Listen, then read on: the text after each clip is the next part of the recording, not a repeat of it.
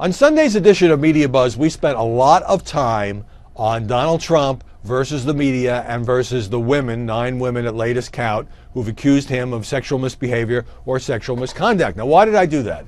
I did that because for the previous week to 10 days, starting with that Access Hollywood tape, it has completely and totally dominated the media coverage. And in talking about this, and in writing about this, by the way, we have been somewhat critical, and I have been somewhat critical in saying that that the press is focusing on this to the exclusion of virtually all the issues, including the hacked emails from the Clinton campaign and released by WikiLeaks, which we devoted 2 segments to on the program, and also that, however, whatever merit the charges by these women might have, I don't know if they're telling the truth.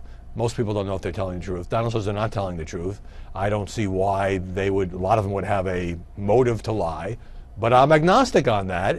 But a lot of people out there think that we shouldn't be covering it at all.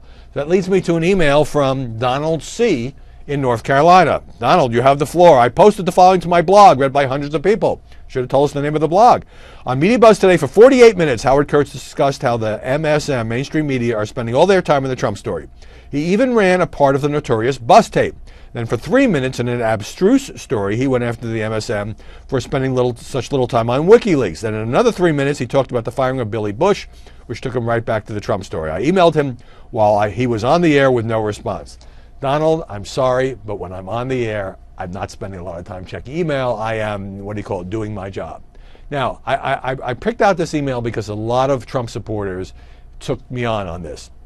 And we did devote several segments in one way or another. For example, we also talked about female journalists and whether they, because of their life experience, perhaps experiences that they have had being harassed or even sexually assaulted, might view these allegations differently than the men. But at the same time, what a lot of Trump supporters don't seem to get is we have taken a skeptical and sometimes critical approach to the media coverage of Trump.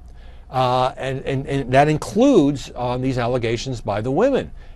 Was it over the top? Is it too much? Should it get such focus? Why is WikiLeaks getting relatively little attention from the mainstream media while they go completely wall to wall on these allegations against Donald Trump? That is my job, to analyze the media coverage. When the media go crazy on something, we almost necessarily, it doesn't even have to be about politics, devote a lot of time to that and try to bring a skeptical and an aggressive approach to holding the media accountable.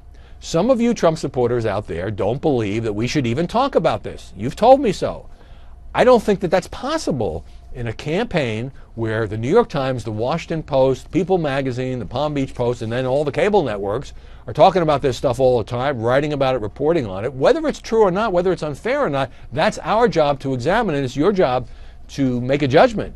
But to say that we should just completely ignore what had become a central focus of the campaign, fairly unfairly, I wonder how many of you also think we should just ignore the fact that Donald Trump held a news conference with Juanita Broaddrick and Paula Jones and with Kathleen Willey.